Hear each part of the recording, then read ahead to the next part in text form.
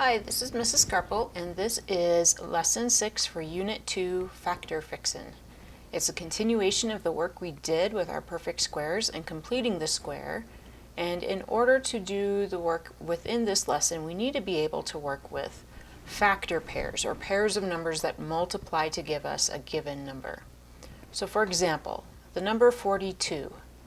One factor pair is just 1 and 42, and that's the case with any of these numbers. 1 and the number itself is always considered to be a factor pair.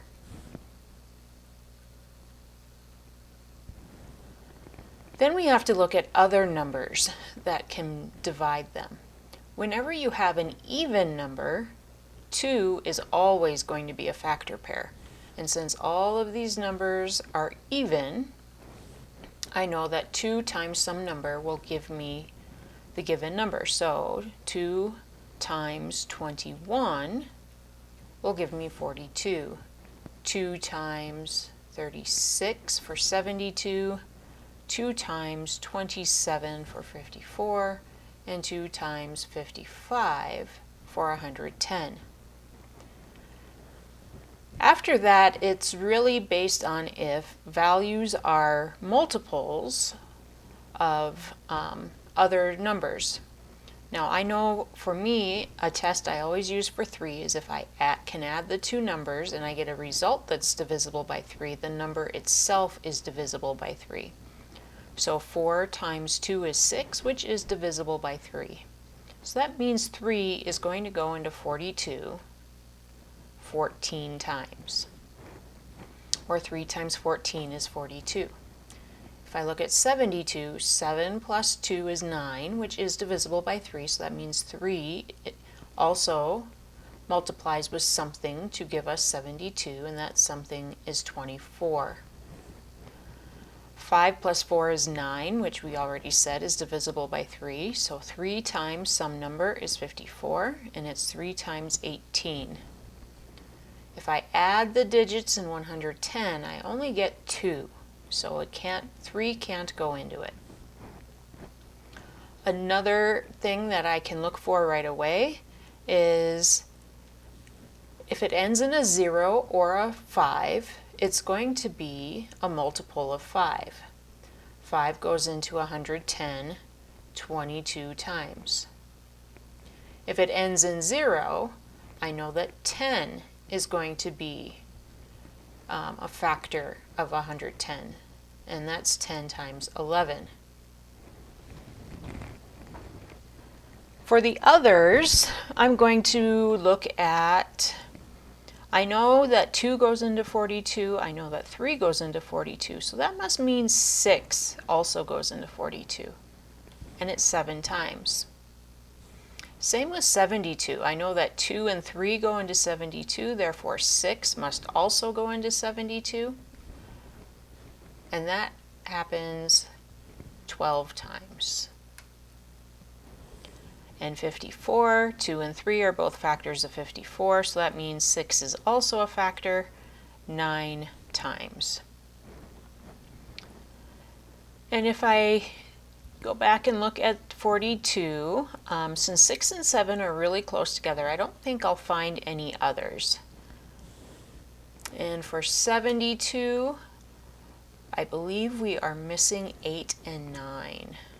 Oh, and also 4 times 18 and 8 times 9. For 54, we've got them all listed, and for 110, we have them all listed. We will likely return to these numbers later in the lesson, but this is what it means to find factor pairs.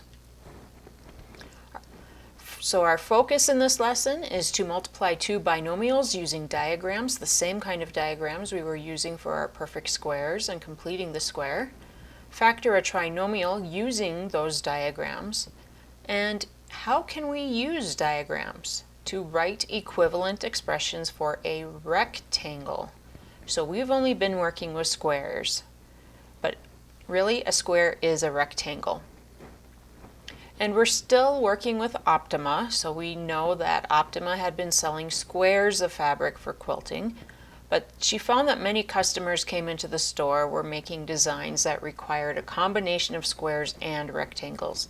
So Optima's Quilts decided to produce several new lines of rectangular quilt blocks.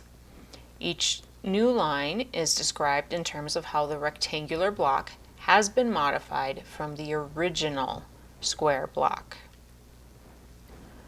For example, one line of quilt blocks consists of starting with a square block and extending one side length by 5 inches and the other side length by 2 inches to form a new rectangular block. The design department knows that the area of this new block can be represented by the equation x plus 5 times x plus 2. So 5 more than the original, 2 more than the original. But they do not feel that this equation gives the customer a real sense of how much bigger this new block is. In other words, how much more area it has when compared to the original square blocks. So can you find a different expression to represent the area of this new rectangular block? You will need to convince the customers that your formula is correct using a diagram. So if we create a diagram, I'm going to make it more rectangular in shape. And I know that one side is x plus 5.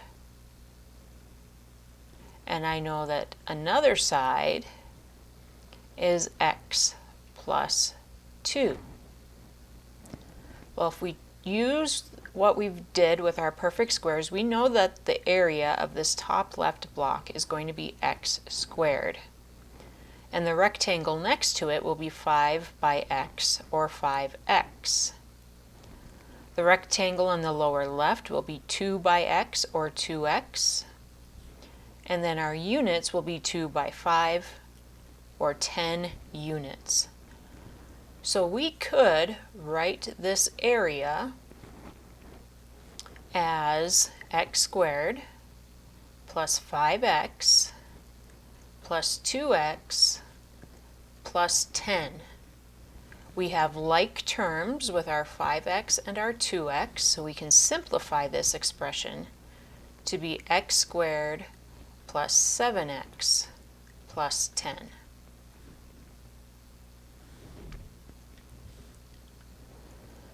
Here are some additional new lines that Optima's Quilts has introduced. Find 2 different algebraic expressions to represent each rectangle and illustrate with a diagram why your representations are correct. So the original square block was extended 3 inches on one side and 4 inches on the other. So if we think about finding area, it's length times width. And we know the original square block had sides of x. So we're going to have one side that's x plus 3 more inches, and the other side is going to be x plus 4 more inches. So this is one expression using the dimensions of the sides. If we draw ourselves a diagram, and it doesn't need to necessarily be as rectangular as my previous one was, we have the plus 4 and we have the plus 3. So we have x by x is x squared. We have x by 4 is 4x. 3 by x is 3x. And 3 by 4 is 12. So now we should be able to write another expression, x squared plus 4x plus 3x plus 12, and again we have like terms in the middle, so we will simplify this to be x squared plus 7x plus 12. For number 3, we have the original square block was extended 4 inches on only one side. Well, if it's only being extended on one side, that means the other side is going to remain x. So we have x times the side with an additional 4 inches, which is x plus 4. So instead of having 4 sections in my block, I'm going to have 2. One for the original square, and then I have the plus 4 so that I have the rectangle that's an additional 4x. So another way to write this area would be x squared plus 4x.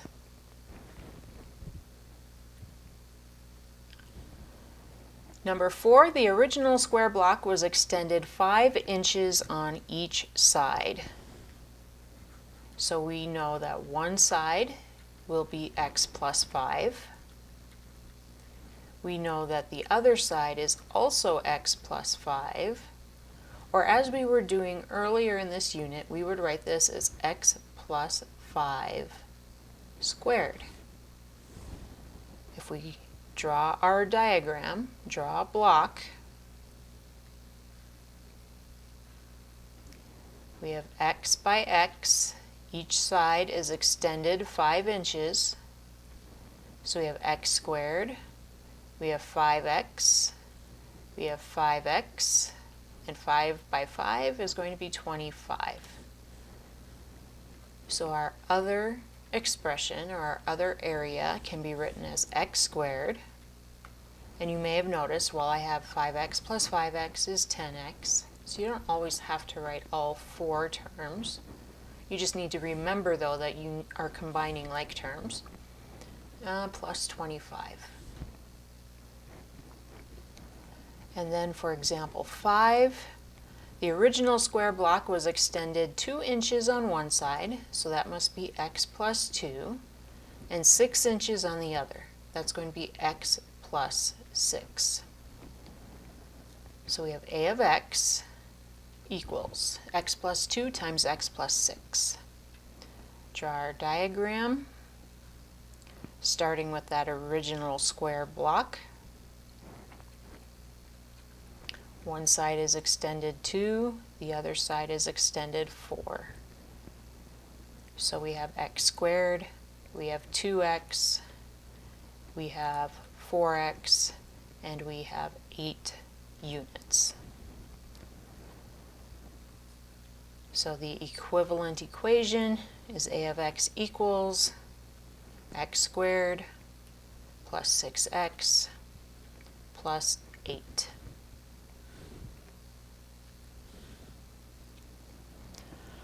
Customers start ordering custom-made block designs by requesting how much additional area they want beyond the original area of x squared.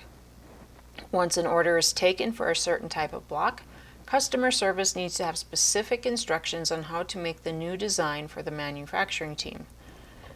The instructions need to explain how to extend the size of a square block to create the new line of rectangular blocks. The customer service department has placed the following orders on your desk. For each, describe how to make the new blocks by extending the sides of a square block with an initial side length of x. Your instructions should include diagrams and algebraic descriptions of the area of the rectangles using expressions representing the lengths of the sides. So we have 4 terms here in this expression, and if we think about our rectangles, there were 4 sections in our rectangles. We know that this is an addition to the initial x by x, so that's our x squared. We're going to need a rectangle that's 5x. We're going to need a rectangle that's 3x. So that means I must be adding 3 to one side and 5 to the other. And then my units, 3 by 5, is 15, just like I see in my expression. So I can write the x squared plus 5x plus 3x plus 15 as x plus 5 times x plus 3. And that's how I would describe the lengths of each side of my block. We call this factored form.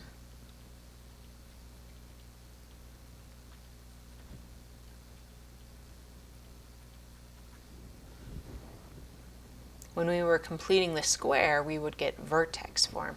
But now that we're doing this for a rectangle, we're going to write things in factored form. So I've got 3 more examples here. In each case, it really does boil down to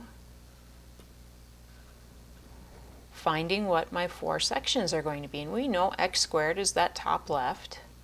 4x will need to be a rectangle, 6x will be a rectangle, and 24 will be our units. So one side will need to be x plus 6, and the other side will need to be x plus 4 for a factored form of x plus 6 times x plus 4. Number 8,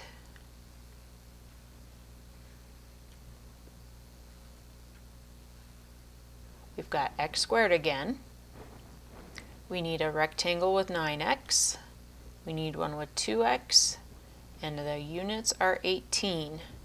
So that means one side is going to be x plus 2, the other side is going to be x plus 9. So the factored form is x plus 2 times x plus 9. Number 9,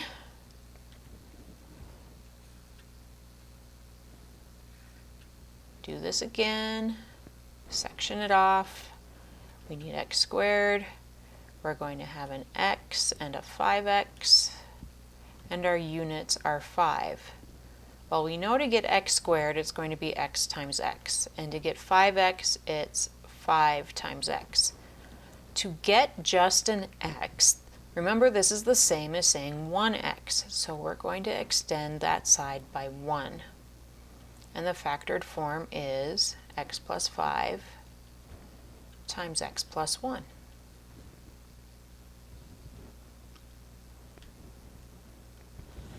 Some of the orders are written even more simplified. Figure out what these entries mean by finding the sides of the rectangles that have this area.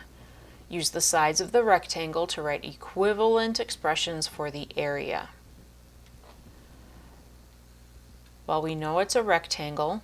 We know it's an expression for a rectangle. So I know that x squared is going to go in this upper left, and 10 is in my units position. And x times x will give me x squared. What I need to do is find what multiplies to give me 10 that I can combine to get 11. Well, my factor pairs of 10 are 10 times 1 and 2 times 5.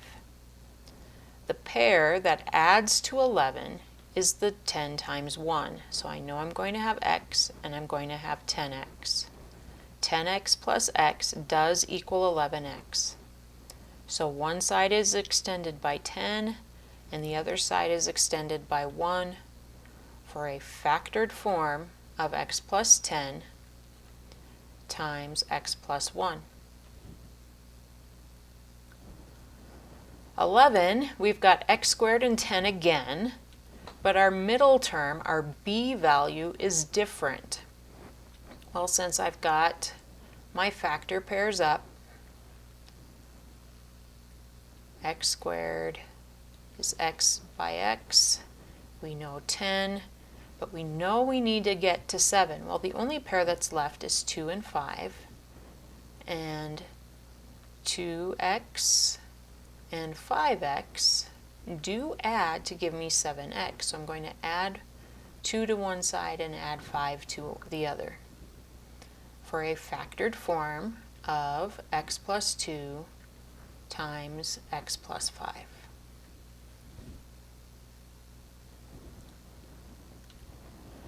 For number 12, we've got a different constant, and it's 8. So for 8, that's 8 times 1 and 2 times 4.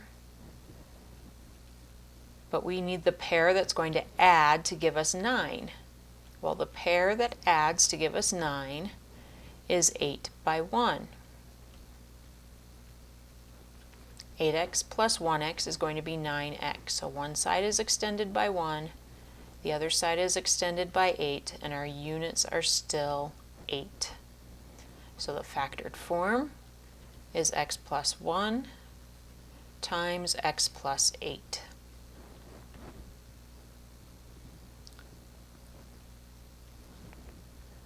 We've got x squared plus 6x plus 8, so another 8 units, x squared. We have our factor pairs for 8 on the screen, and 2 plus 4, so 2x and 4x, would give me 6x, so that's adding 2 to one side, and that's adding 4 to the other. So it factors as x plus 4 times x plus 2.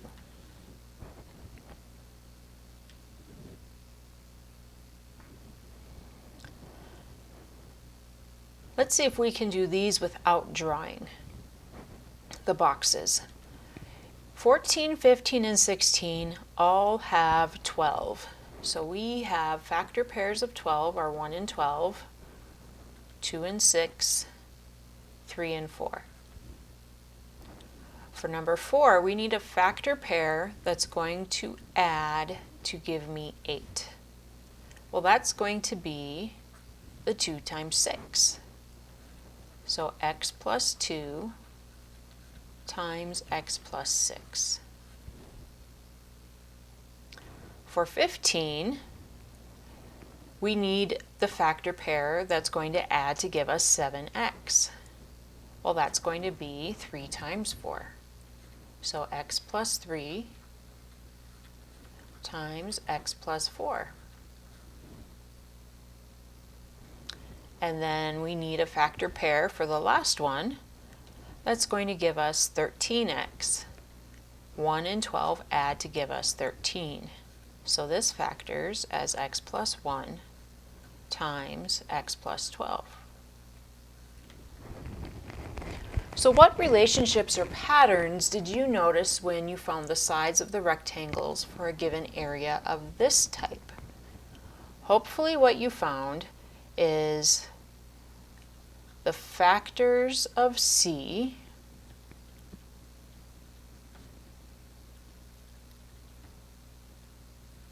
and I'm referring to ax squared plus bx plus c, so the factors of c, which is the constant, add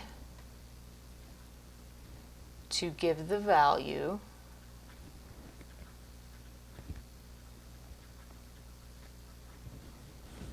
of b, and that's the middle term. So the 2 times 6, they're factors of 12, and they add to give us the 8. So a customer called and asked for a rectangle with area given by x squared plus 7x plus 9. The customer service representative said that the shop couldn't make that rectangle. Do you agree or disagree? Well, if we think about the factors of 9, that's 9 times 1 and 3 times 3. Do either of those pairs add to give us the 7x? Hopefully your answer is no. So we will agree because factor pairs of 9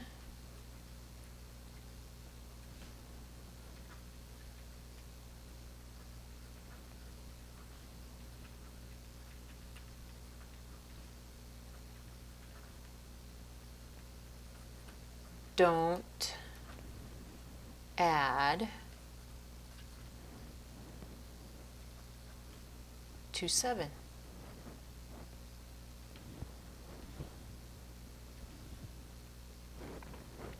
So remember when I said those numbers from earlier in the lesson would be used later? Here we go. We have 42, 72, 54, and 110 as our C values, our constants. We need to know which factor pair of 42 is going to add to give us 17x. So we know that that was 1 and 21, or not 1 and 21, excuse me, 1 and 42, getting ahead of myself here, 2 and 21,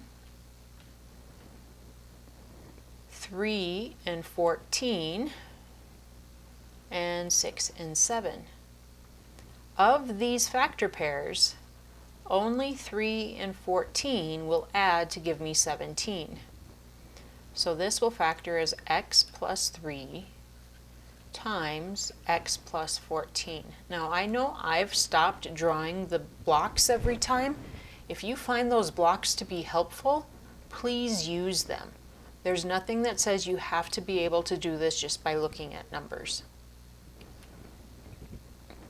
For B, we're looking at the factor pairs of 72, so that's 1 times 72. Well, that doesn't add to 27. 2 times 36 doesn't add to 27. 3 times 24. 3 and 24 do add to give me the 27. So I'm going to stop right there. I know this was one that had a few more pairs. So we have x plus 3 times x plus 24. C, we've got the factor pairs of 54. So 1 times 54, 2 times 27, 3 times 18. Wait, 3 plus 18 is the 21. So we can stop there again and do x plus 3 times x plus 18. And then for D, 1 times 110 definitely does not add to 27. 2 times 55 also does not add to 27.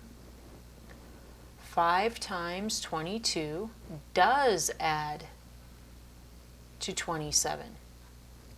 So this factors as x plus 5 times x plus 22.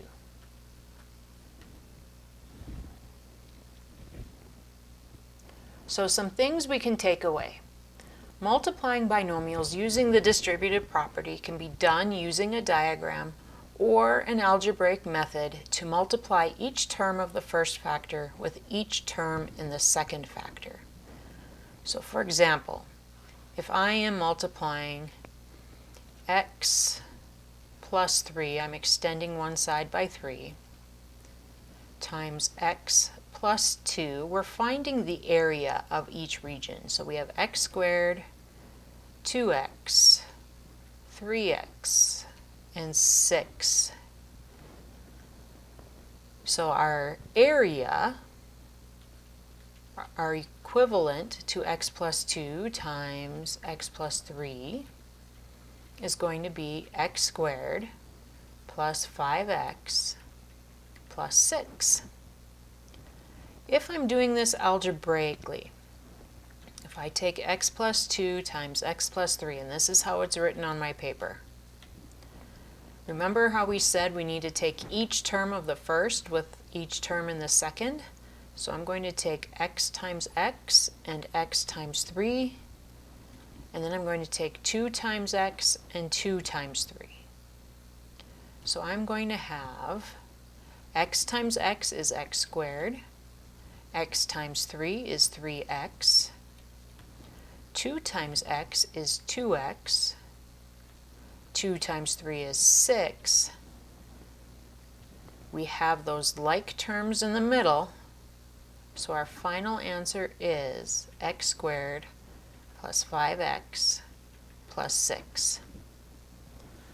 This is sometimes called a FOIL method, first times first, outside times outside, inside times inside, last times last. Others call it like a rainbow method because of the arcs we draw, but this really is just the distributive property in action. And factoring, if we have ax squared plus bx plus c, and it factors as x plus m times x plus n, then m times n has to multiply to give us c, and m plus n needs to add to give us b. So that was the new information. Now let's do a little bit of review with this retrieval. Multiply using the distributive property. So that's 3x times x and 3x times negative 7 for 3x squared. X times x is x squared minus 3x times 7 is 21x. For number 2, we have x times x and x times negative 3. X times x is x squared. X times negative 3 is negative 3x. Then we have negative 5x times x and negative 5x times 4 for a negative 5x squared minus 20x. And then finally 2x times x and 2x times 1 is 2x squared plus 2x. And the last kind of review problem with this lesson was solving the system of equations using a method of your choice. So we have a substitution method and we have an elimination method. With a substitution method, you're going to have a variable that's by itself, so like y equals, and whatever y equals, you'll plug into the y of the other equation. The elimination method, you want to have your equations written in standard ax plus by equals c form, like we have here. Both equations are, but you want one of the variables to cancel out when you combine the two equations together. Now if I look at my equations, 4x minus 2x won't give me 0. Negative 3y plus y also won't give me 0. But I know that if I take negative 2 times 2, that will give me a negative 4x. So if I rewrite my system, 4x minus 3y equals 12, and then we multiply that 2, and that 2 gets multiplied with everything in the equation. We have negative 4x plus 2y equals negative 16. I'm going to add these two equations together.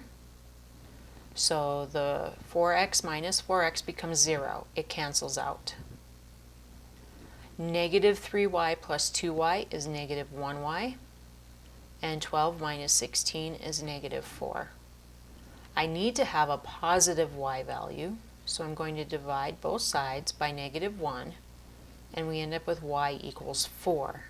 But I'm not finished. I still need to find my value for x. So I'm going to take this value of 4, and I'm going to plug it in for y in one of my equations. It doesn't matter which one, but because this value of y doesn't have a coefficient, that's why I chose it.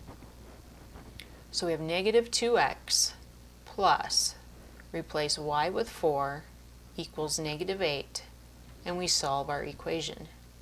We begin by subtracting 4 from each side.